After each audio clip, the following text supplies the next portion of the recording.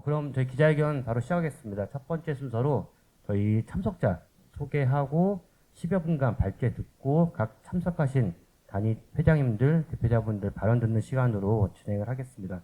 첫 번째 제 가까운 쪽부터 소개를 드리겠습니다. 언론노조 전대식 수석 부위원장님 함께하고 계십니다. 이번에 새로 임기를 좀 시작하셨는데요. 김재영 한국PD연합회 회장님 오셨습니다. 네. 다음은 한국영상기자협회 나준영 회장님 함께하고 계십니다. 윤창현 전국언론노동조합 위원장님 함께하고 계십니다. 네, 그리고 기자연합회 박성호 회장님 함께하고 계십니다. 네.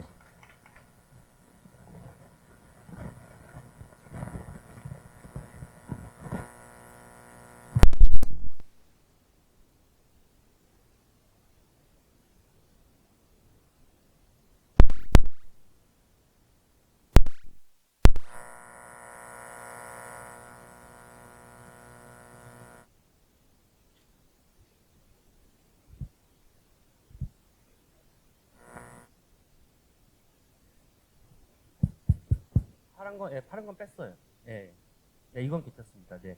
그럼 저희가 저희 긴급하게 좀 준비한 기자회견을 좀 진행하겠습니다. 첫 번째로는 이은용 저희 언론노조 민실위원장님이 10여 분간 발제를 하고요. 다음에 참석자분들 발언한 다음에 질의응답 받는 시간 순서로 진행을 하겠습니다. 그 이은용 위원장님 한 10여 분 내로 발제해 주시기 바랍니다. 네, 민주언론실천위원장 이은영입니다. 지난 12.3 내란 뒤에 한 달여 동안 윤석열 쪽에 경도되다 못해서 객관성을 잃은 편파 보도들, 논설, 보도가 계속 이어졌습니다. 내란 우두머리 윤석열과 주동자 김용현 쪽의 주장을 검증하지 않은 채 그대로 옮긴 따옴표 받아쓰기 경마 보도들이 속출했고요. 반론마저 보장하지 않아서 윤석열 내란과 같은 가락을 탄 보도로 일으켰습니다.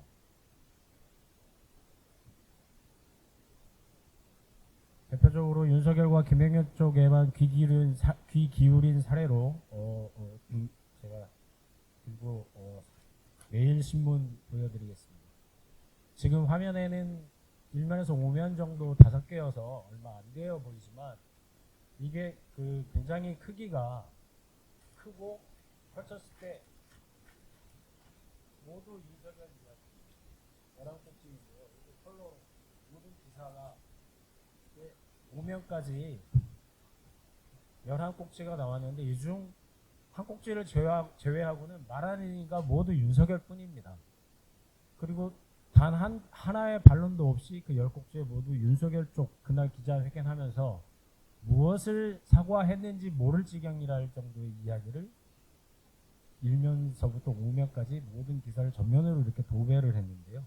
이거야말로 정말 경도된 사례로 보여집니다. 그 기사 내용 중에서도 단 한 꼭지인 상자 기사 하나가 대구 경북민 도민 반응을 살피면서 4명을 통해서 진실한 사과였고 시기가 매우 적절했고 또 이제 민생에 집중할 때다 라고 전환하고 싶은 마음들이 계속 담겼는데 이거야말로 윤석열이 하고 싶었던 이야기를 그대로 전해주는 것에 불과했습니다. 단 한 사람의 사례도 중간에 끼워 넣었기는 했지만 이거는 반론이라거나 아니면 경북도민 전체의 흐름을 제대로 반영한 취재와 보도가 아니었다고 보여집니다. 이런 흐름이다 보니까 결국 내란 개헌 있고 난 이후에 12월 5일자 사면 머리 기사처럼 아주 이제 인내심이 바닥난 윤석열이 소제목에 보면 마음먹은 것을 관철하는 승부사 기질로 계엄을 선포한 것처럼 이렇게 보도를 했거든요. 이렇게 읽히는 기사들 때문에 경북 도민들의 민심 또 이 기사를 보는 것이 이 독자들이 공정하다고 볼 리가 없죠. 또 기사 내내 윤석열, 국민의힘 한 중진, 여권 관계자 한테만 귀를 기울인 보도 행태를 보였습니다. 계속 흐름이 이어진 이런 흐름이다 보니 12월 13일자 이면 머리 기사에도 보면 윤석열이 한 담화를 그냥 전할 때에도 오로지 윤석열 변론을 듣고 전해주고 판사 출신 여당 의원에게만 귀를 열고 또 새해 1월 3일에는 기어이 김용현이 감옥에서 보낸 옥중서신을 그대로 받았었는데요. 이 옥중서신에 담긴 내용들을 검증하거나 물어보거나 또 반론을 게재해서 균형을 유지할 생각을 전혀 하지 못했습니다. 이렇게 한번 경도되면 되돌리기 어려운 것으로 보여지게 마련이거든요. 이미 기울어져 있는데 독자는 그렇게 읽지 않고 있다는 게 문제의 심각성이 더 클 것 같습니다. 서울신문도 같은 날 김용현 옥중서신을 그대로 되풀이해서 게재하는 데 그쳤습니다. 또 12월 26일로 넘어와서 김용현 쪽 변호인단이 기자회견을 했죠.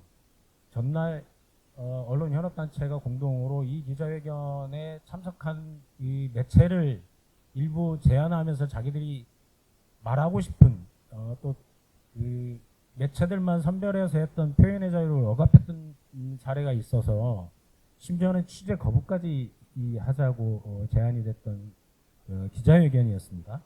서울신문 두 꼭지에 걸쳐서 전해주셨는데 내내 그냥 김용현 쪽 이야기를 풀어쓴데 그쳤습니다. 단 한 꼭지 어디 물어서 반론을 찾거나 검증해보거나 하는 시도가 전혀 없었습니다. 그냥 그대로 전하고 만 것입니다. 조선일보도 마찬가지였습니다. 그날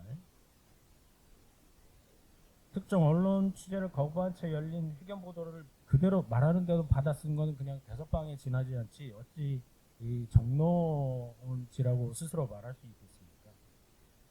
사실 검증이나 반론 보장을 위해서 전혀 움직이지 않은 보도였기에 이런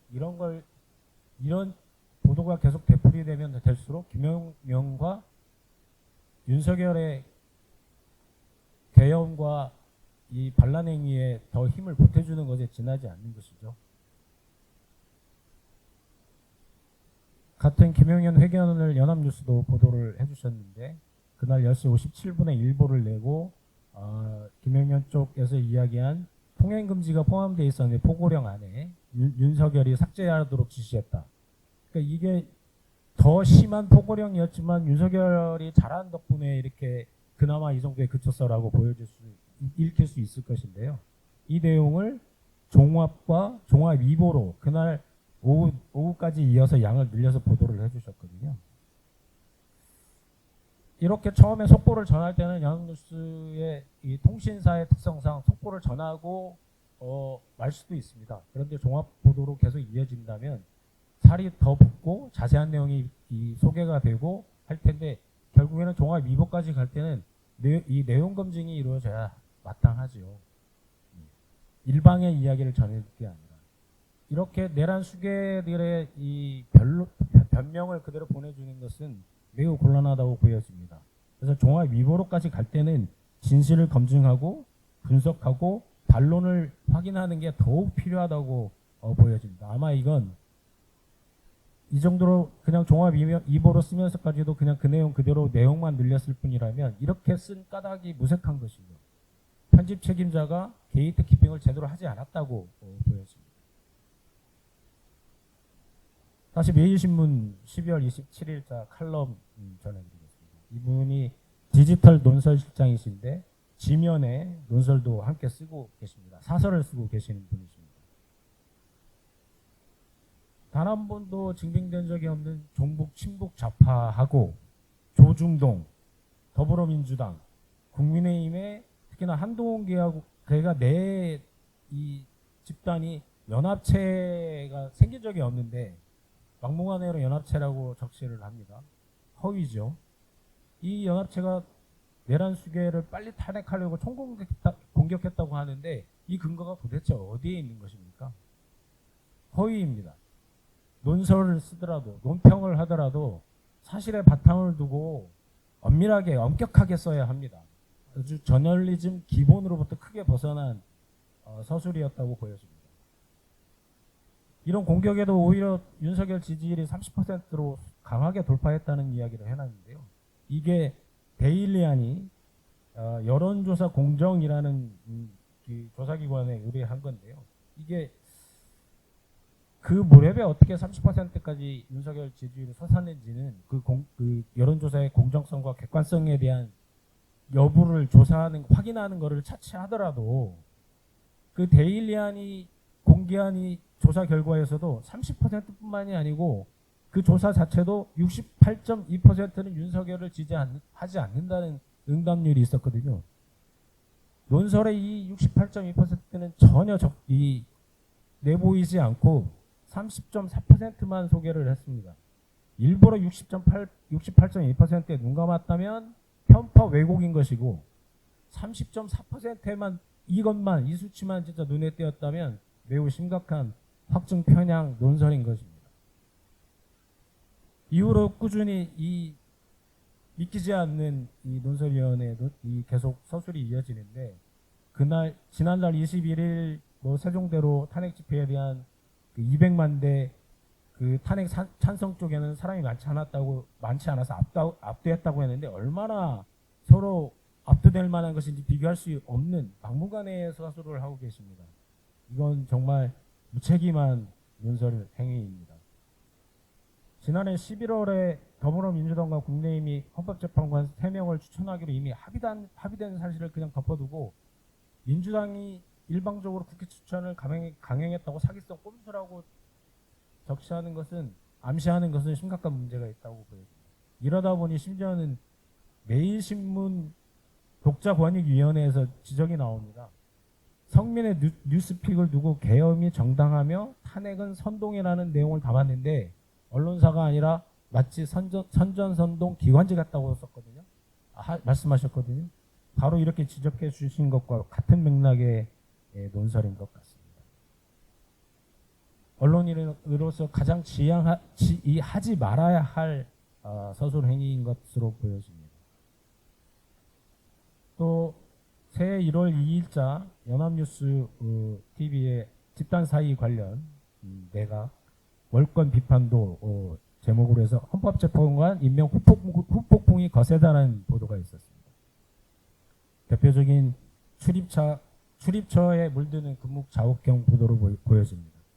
1월 1일부터 이틀에 걸쳐가지고 이 관련 보도를 여러 건을 보도하셨는데 헌법재판관 임명에 따라서 후폭풍이 일 정도로 뒷면에 이런 강한 바람이 일으킬 정도로 큰 문제라면 출입처와 출입처 둘레에 있는 목소리만 전할 게 아니고 정말 세심히 더 확인 취재를 해서 어떤 이야기가 있는지 밝혀드리는 게 독자를 위한 자세이고 올바른 보도라고 보여집니다. 그런데 헌법재판관 임명이 국회가 이미 합의해가지고 추천한 것이어서 내각에서 회의를 해서 정할 게 아닌데 그 내용을 가지고 이야기한 김태규 방통위원회 권한대행의 억지 주장만을 부각해서 보도했거든요. 마치 전체가 다 잘못된 것처럼 헌법재판관 임명이 잘못된 것처럼 이런 거는 출입처 대통령실 주장에 같은 가락을 타는 보도라고 읽힐 수 있기 때문에 잘못된 보도라고 보여집니다. 아까 데일리안이 의뢰한 아시아투데이의 여론조사 관련 이야기가 잠깐 언급이 됐었는데요. 어제였죠.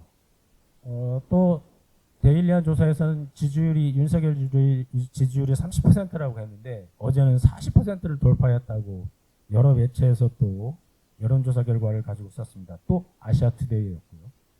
아시아투데이가 한국여론평판연구소에 의뢰해 조사한 것인데 전국 18세 이상 남녀 1000명께 물었죠.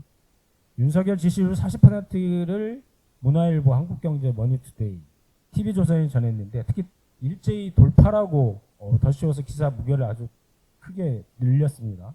특히나 TV조선은 주요 기사 픽으로 꼽아서 여기 픽이 있습니다. 이럴 정도로 내보였는데 이건 그야말로 이 조사 결과 자체도 처음부터 끝까지 윤석열 40% 돌파에 대한 내용들만 그냥 올려놨습니다. 이렇게 심각한 시절에 탄핵에 처해 있는 윤석열에게 지지율 40% 돌파를 안겨준 보도라면 더 무겁게 교차 검증을 해서 보도를 하셨어야죠. 그리고 이 해당 한국 여론평판 연구소가 보수 유튜브 채널인 고성국 TV에 12건이나 의뢰를 받아서 여론조사를 했고, 아까 또 아시아투데이와 함께 전했던 30% 전했던 뉴데일리와도 한 차례 했고, 이런 정도의 경도된 또 연구소 대표가 여당의 공천을 받아서 정치권으로 진출하고 싶었던 배경이 있는 회사라면 더욱 면밀히 조심해서 확인해 가면서 보도를 했어야 한다고 봅니다. 그러나 이건 완전 경도된 상태에서 40% 돌파에 눈물어 그야말로 몰아준 것이죠. 윤석열의 회복을 위해서. 특히나 이 지지율 조사를 두고 짧은 시간에 아주 큰 대규모 대상한테에게 적합하지 않은 방법이다. 랜덤 디지털 다이얼링과 또 ARS 질의응답이 이 조사의 신뢰도를 매우 낮출 가능성이 있다는 지적도 있습니다. 이런 부분들을 다 확인해가면서 쓰지 않는다면 이렇게 공정성과 객관성이 의심되는 여론조사 결과를 아무런 검증 없이 독자에게 던져준다면 그야말로 지금 탄핵 정국에 혼선을 초래하고 윤석열에 힘을 주고 또 여론조사 인용 보도로 꾸민 여론 조작 행위라 할 수 있을 것입니다. 근거 없는 허위 보도 논설들이 정말 난무하고 있습니다. 특히나 온라인에서요. 아주 내란 세력의 2인 삼각걸음처럼 보여지는데요. 또 아시아투데이인데 이 사설은 분량이 엄청 많습니다. 굉장히 많은데 내내 윤석열 쪽 지금 주장하고 있는 내용들만 처음부터 끝까지 담았습니다. 김용현의 주장도 곁들여가지고 이 수많은 내용 중에 단 한마디도 교차 검증한 게 없이 사설을 쓰고 있습니다. 사설이라는 게 매체의 대표 글인데 어떻게 이런 글을 쓸 수 있는지 이해가 되지 않습니다. 바로 밑에는 300만 광화문 총궐기 기사와 특별취재팀을 구성하셨다는데 이거는 정광훈 목사와 보수단체에서 내는 보도자료를 그대로 옮기신 것 같아요.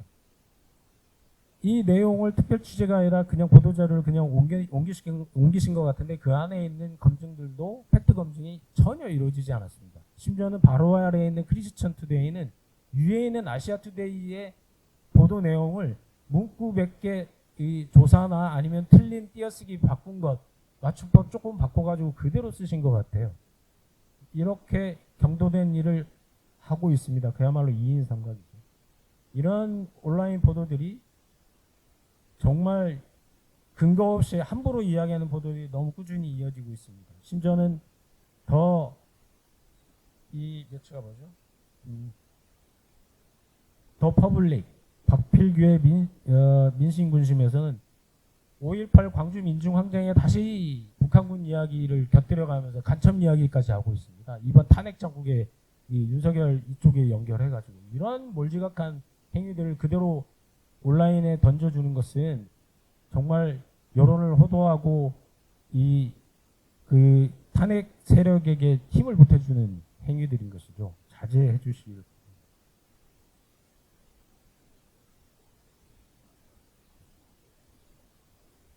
이런 행위들은 그야말로 윤석열을 위해서 부역이라고 읽힐 수도 있을 것 같습니다. 최소한의 게이트키핑도 없이 국가 반역에 동조하거나 가담한 것에 다름 아닙니다. 특히 제가 파이낸스 투데이 1월 1일자 욕설주의라는 이 논설을 마지막으로 소개해 드리겠습니다. 이 제목처럼 국민의힘 의원들을 향해서 이제 질타를 하시고 싶은 모양이셨던 것 같은데 너무 흥분한 나머지 문장에 욕설 또 맞춤법에 어긋난 문장들 쏟아냈습니다. 이 안에도 보면 지금 전부 띄어쓰기고 뭐고 엉망이죠. 여기에 보면 네 번째 줄 여기 역사의 길이 남을 이라고 쓰셨잖아요. 이런 오랜 세월이 지나도록 이란 뜻을 품은 길이를 두고 이렇게 길이라고 쓸 만큼 기본 교열 체제조차 갖추지 않은 채 함부로 서술하시면서 국민의힘을 향해서 윤석열을 지키라고 부추기고 있습니다. 이렇게 공연이 사실이든 허위 사실이든 적시하면 명예훼손 책임이 뒤따르게 마련이고 심지어는 손해배상 책임까지 져야 합니다. 언론을 스스로 내가 언론이라고 자임했다면 더욱 무거운 책임을 져야 마땅하다고 생각합니다. 고맙습니다. 네, 말씀 감사합니다. 제가 지난주 토요일 날 한남동 공간 앞에 집회를 참석하기 위해서 지하철을 탔는데 바로 옆에 앉는 할머니께서 큰 소리로 이제 지인하고 떠드는 이제 전화 소리를 들었습니다. 그분이 하시길 조선일보도 당장 끊어야 된다. 그리고 국힘이 빨갱이들하고 연합해가지고 윤석열 탄핵을 하려고 하고 있다. 막아야 된다. 라는 것을 한 15분간 옆에서 떠드시더라고요. 그래서 아마 좀 전에 매일신문에서도 그런 내용, 비슷한 내용들이 나왔는데 이런 것들이 좀 집회나 또 거기 또 탄핵을 반대하는 분들과 이게 같이 소통하고 회자되는 내용들이 아닐까 싶습니다. 바로 다음 발언 이어가겠습니다. 다음은 윤창현 언론노조 위원장님으로부터 듣겠습니다. 네, 짧게 하겠습니다.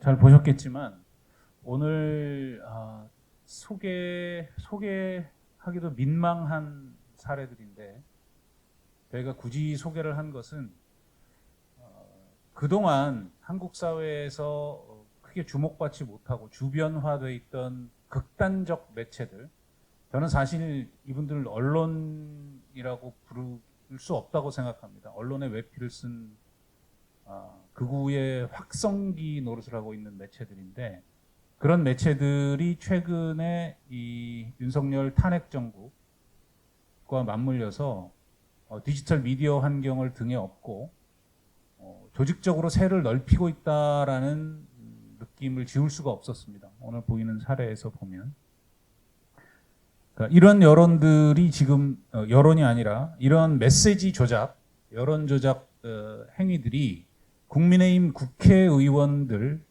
일부를 통해서 처음에 확대 재생산되기 시작했습니다. 집회 공간이나 극우 집회 공간 등에서 그걸 또 받았습니다.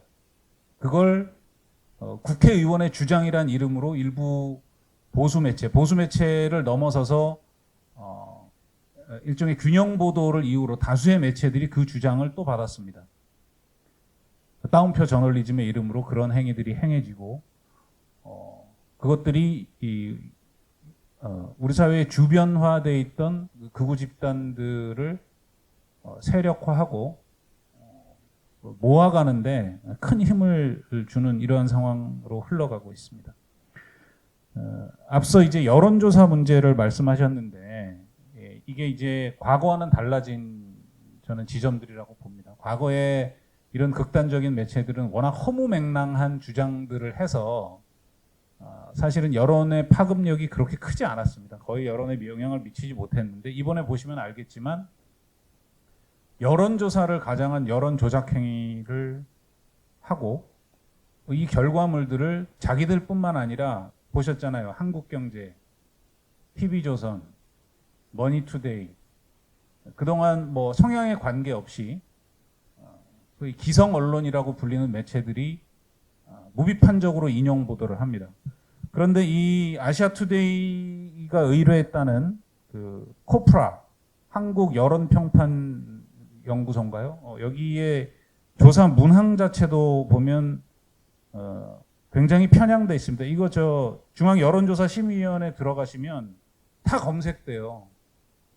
그 인용 보도를 하더라도 이런 문제들을 조금만 검증을 했다면 이거 쉽게 인용할 수 없었다고 생각합니다. 그리고 가장 심각한 것은 최근에 여론조사 공정 또 이번에 코프라의 여론조사의 결과들에서 그 극우 매체들이 집중적으로 인용을 하고 있는데 윤 대통령 지지율이 30%를 넘었다, 40%를 돌파했다 이렇게 프레이밍을 하잖아요. 근데 이것도 역시 중앙여론조사심의위원회 자료가 다 나옵니다. 어떻게 조사를 했는지. 조사 방법에 보면 가장 눈에 띄는 것은 다른 통상의 여론조사의 응답률이 대략 낮아도 12%, 13%, 많이 나오면 16%, 17% 이런 정도가 나옵니다. 응답률이. 근데 이번에 아시아투데이에 40% 넘었다고 발표된 조사 결과는 응답률이 4.7%예요. 3분의 1이 안 돼요. 여타의 다른 여론조사 결과하고. 여론조사 공정의 결과도 보면 같이 4%대, 4%, 5%대 여기를 맴돌고 있습니다. 이것들은 여론조사의 왜곡 가능, 응답률이 이렇게 떨어지면 오늘 아침에 그 SBS 라디오에서 그 박성민 평론가도 말씀을 하셨던데 질문을 듣다가 중간에 응답했다가 의도가 있다고 느껴서 전화를 끊어버리거나 답변을 완료하지 않은 분들이 많다는 거예요. 그만큼. 그렇게 되면 특정 정치 성향을 지닌 사람들에 의한 여론 왜곡 가능성이 훨씬 높아집니다. 그런 결과가 반영된 여론조사 결과를 의도적으로 저는 확산하고 있다고 생각합니다. 여론조사가 정치화된 것입니다. 저는 지금 시점에서 딱 하나 말씀드리고 싶습니다. 언론의 자유라는 것은 양날의 칼입니다. 요리하는 사람의 손에 칼이 들어가면 우리는 맛있는 요리를 먹게 되지만 흉악범의 손에 이 칼이 들어가면 누구를 찌를지 모릅니다. 지금 대한민국 헌정질서의 위기, 민주공화정의 위기에서 언론 자유는 무엇이어야 하는가에 대한 질문을 대한민국 언론계 전체가 되새겨야 할 때라고 생각합니다. 내란의 범죄 행위 앞에 정치적 중립이 있을 수 없고 기계적 균형이 있을 수 없습니다. 우리가 연쇄살인범에게 왜 그런 짓을 저질렀냐고 물어놓고 그걸 5대5의 비중으로 보도하지 않잖아요. 어느 언론사도. 내란의 범죄 또한 마찬가지입니다. 과거 전두환 박정희 군사독재 시절에 권력에 굴복하고 그들을 미화 찬양했던 대한민국 언론사에 커다란 과오가 있습니다. 역사에 지은 죄가 있습니다. 이 윤석열 탄핵 국면에서 대한민국 언론계가 또다시 그런 역사적 과오를 저지르고 민주공화정의 파괴에 무기로 쓰이는 일이 없기를 바람하지 않습니다. 감사합니다.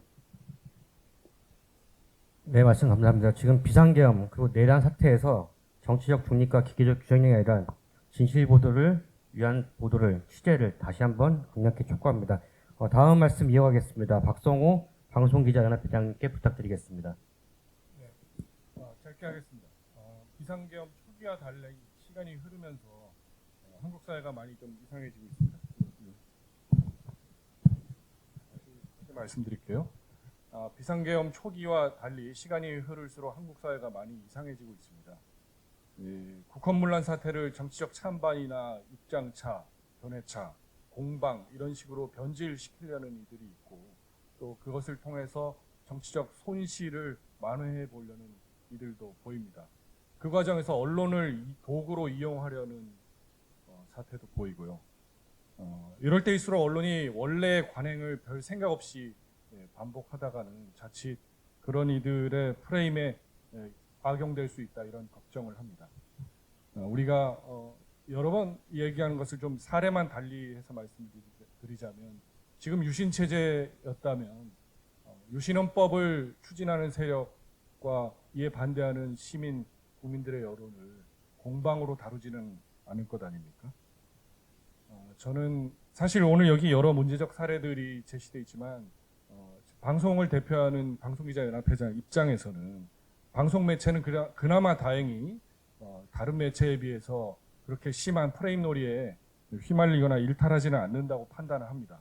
그럼에도 우리 실시간으로 또 그날 벌어지는 일을 빨리 전해야 하는 우리들의 숙명에 있어서 조심할 것들은 있어 보입니다. 저는 다른 예를 하나 들겠습니다. 작년 9월에 미국 대선에서 트럼프하고 해리스가 TV 토론을 할 때 잘 아시다시피 트럼프가 스프링필드의 IT 주민들은 개와 고양이를 먹는다라는 근거 없는 발언을 했다가 생방송 중에 진행자가 5차례 제지한 적이 있습니다. 생방송으로 나간다 하더라도 검증되지 않은 주장이 자칫 확산돼서 허위 조작 정보로 유포될까봐 그것을 제지하는 작업이었습니다.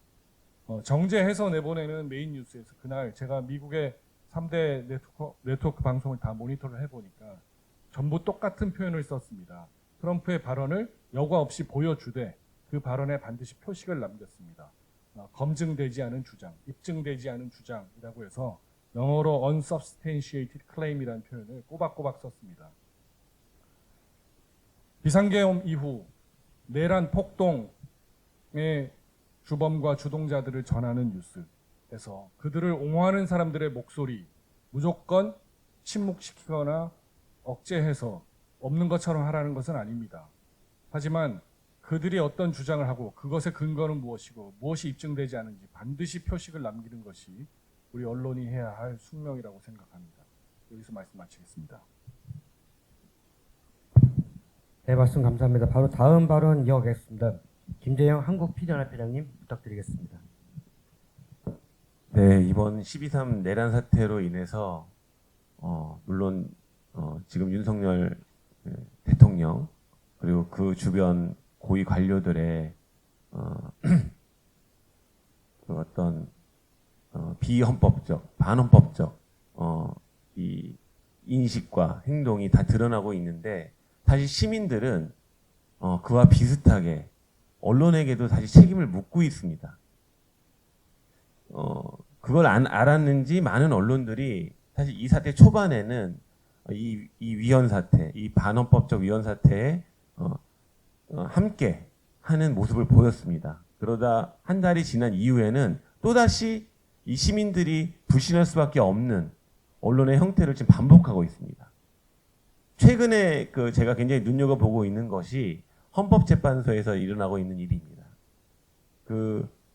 이번 헌법재판에서 가장 중요한 것이 이제 내란, 행위에 대한 판단인데 그것을 형평법상 내란죄를 적용할 것이냐 아니면 헌법상 이것이 내란에 해당할 것이냐 이걸 가지고 헌법재판소 측과 국회 소추단이 협의를 하는 과정에서 형법상의 내란 법은 빼고 대신 헌법상의 내란 행위를 판단하기로 합의를 본 것입니다. 근데 이런 구체적인 사실들을 제가 신문이나 기존의 언론을 통해서 확인하려면 참 어렵습니다. 왜냐하면 제목 장사들을 하거든요. 뭐 내란죄를 뺐다. 근데 내란죄를 뺐다는 얘기만 있고 예를 들면 내란죄는 뺐지만 내란 행위로 판단하기로 했다는 뒷말은 아예 없는 겁니다. 그럼 판단은 어떻게 하겠습니까? 보통의 시민들은 언론을 접하는 사람들은 내란이 아닌가? 이런 의심을 할 수밖에 없는 편집을 하고 있습니다. 하지만 조금만 찾아보면 이게 아니구나. 박근혜 때도 비슷한 일이 있었구나. 라는 걸 알 수가 있습니다. 근데 시민들은 그걸 알기 위해서는 또 유튜브로 달려가야 됩니다. 아니면 그걸 심층 보도하는 또 다른 매체들을 찾아가야 됩니다. 포털에 깔리는 제목 장사를 하는 많은 언론들에서 이런 구체적 내용들을 실지 않고 있습니다. 이거 굉장히 언론이 불신을 받을 수밖에 없는 상황입니다. 그리고 이 언론의 불신뿐만 아니라 우리가 계속 말씀하지만 이런 현재 이 반헌법적 상황이 계속되는 것을 방치하는 효과를 두고 있습니다. 근데 문제는 뭐냐면 이런 것들이 결국은 부메랑으로 언론 전체의 불신을 초래하게 된다는 겁니다. 시민들이 그렇게 이제는 포털에 나온 기사를 그냥 무비판적으로 받아들이는 그런 시민들이 아닙니다. 다 찾아보고 특히 지금 이렇게 예민한 시기에 많은 깨어있는 시민들이 이것들을 다 모니터링하고 있고 이게 결국은 기존 언론의 불신을 초래한다는 점을 좀 깨닫고 저희가 제목 하나, 기사 하나를 쓸 때 좀 조심하지 않으면 안 된다는 것을 모든 언론인이 좀 자각을 해야 되지 않을까. 저는 지금 더 이상 저희 언론이 이 시민들로부터 불신을 받는 이것이 더 확산되면 안 됩니다. 근데 이번 기회에 저희가 이런 불신을 회복하는 기회가 돼야 되는데 또다시 불신도를 키우는 방향으로 전개가 되고 있어서 굉장히 우려스럽다는 말씀을 전합니다. 감사합니다. 네, 말씀 감사합니다. 저희 언론 현업 단체들은 비상계엄이 터진 바로 그 다음날 12월 4일 새벽 1시께 긴급 성명을 발표했었고 바로 그날 아침에 또 긴급 기자회견도 개최했습니다. 또한 12월 14일 4천여 명이 넘는 전현직 언론인들의 휴선을 발표하는 등 이번 비상계엄 내란 사태에 대해서 진실 보도를 촉구하고 자정을 촉구하는 활동들을 계속해서 벌여오고 있습니다. 오늘도 그 일환으로 저희 기자회견을 진행하고 있습니다. 다음 발언 이어가겠습니다. 나준영 한국영상기자협회장님께 부탁드리겠습니다. 예, 지금 앞에서 말씀하신 것들은 그 취재한 내용들을 그 맥락을 왜곡하거나 사실을 그 짜집겨서 왜곡하는 문제에 대해서 많이 말씀하셨는데요. 저는 또 한편으로는 있는 사실을 그대로 보도하는 것 자체를 계속 제약하거나 방해하는 것에 대한 그 문제도 한번 제가 좀 말씀드리고 싶습니다. 지금 이렇게 왜곡되고 어떤 편향성을 갖는 그 보도들이 나오고 있지만 또 한편으로는 우리가 이 계엄 내란 사태를 많은 국민들이, 많은 시민들이 제대로 보고 대응하는 데는 있는 사실을 그대로 봐온 또 이 영상 보도와 사진 보도의 역할도 크다고 생각합니다. 그런데 최근에 들어서 어느 순간부터 영상 보도와 사진 보도 자체를 상당히 제약하고 억압하거나 방해하는 일들이 현장에서 일어나고 있습니다. 예를 들면 지난 금요일 그 대통령 관저에 대한 그 공수처와 경찰의 그 체포영장을 집행하기 위한 시도가 있었을 때 그것을 많은 방송사와 언론사들이 또 온라인 그 매체들이 그 망원 카메라를 들고 그 먼 곳에서 촬영한다거나 항공 촬영 등을 통해서 그걸 취재 보도했습니다. 그 당시에 요 보도한 것을 문제 삼아서 대통령실에서 MBC, JTBC, SBS와 그 다음에 일부 온라인 언론을 그 고발 조치했습니다. 그 대통령 관저가 군사 보호 시설로 되어 있기 때문에 그것을 취재 보도했다는 거, 촬영했다는 것 자체를 문제 삼은 건데요.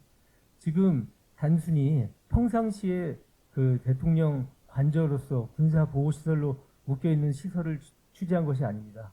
우리나라 최초로 역사상 최초로 대통령이 내란 수괴가 되어서 그 체포되어 조사받으려고 하는 그 문제를 역사적인 것들, 그다음에 국민적 관심사가 엄청나게 큰 현장을 방송, 신문, 그다음에 온라인 언론사들이 취재 보도하려고 했던 것입니다.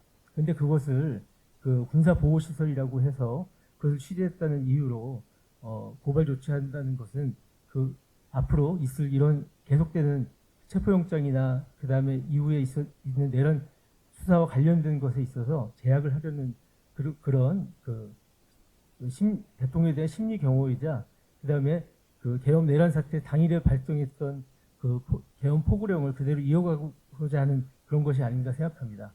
그리고 또 이 취재 현장에서 계속해서 취재진에 대해서 특히 촬영하고 사진 보도하는 분들에 대해서 그 탄핵 반대를 하시는 곳이나 뭐 이런 것들이 계속해서 취재를 방해하는 행동이나 물리적 위협을 가하는 행위들이 일어나고 있습니다. 그래서 이런 것 자체가 바로 우리의 건강한 여론, 그다음에 있는 사실 현장을 국민들에게 전해줌으로써 국민들이 판단하고 그것들을 통해서 우리가 지금 이 사태를 극복해 갈 수 있는 그 힘을 만들어내는 것을 되게 어렵게 만들려고 하는 의도가 있다고 생각합니다. 그래서 앞에 있었던 그런 그 왜곡의 문제뿐만 아니라 지금 현재 이 기자들, 현장의 기자들, 제 일선에 있는 영상 사진 기자들이 그 보도 취재를 갖다 방해하고 위협하는 그런 언론 자유를 위협하는 행위조차도에 대해서도 단호하게 우리가 여기에 대해서 문제 제기를 하고 막아내야 된다고 생각합니다. 이상입니다. 네, 지금 나준영 회장님께서 잘 알려지지 않는 말씀 해주셨는데요. 영상과 또 사진 기자들에 대한 취재 방해 행위, 진실 보도를 옥죄려고 하는 보도에 대해서도 행태에 대해서도 적극적으로 대응하고 싸워 나가야 될 것 같습니다. 저희 마지막 발언 듣겠습니다. 마지막 발언은 전대식 언론노조 수석 부위원장께 부탁드릴 건데요. 지역 언론 문제 그리고 기자회견 낭독까지 함께 맡아서 진행해 주시겠습니다. 자리가 좀 잘 안 좋아서 김재영 회장님하고 자리 좀.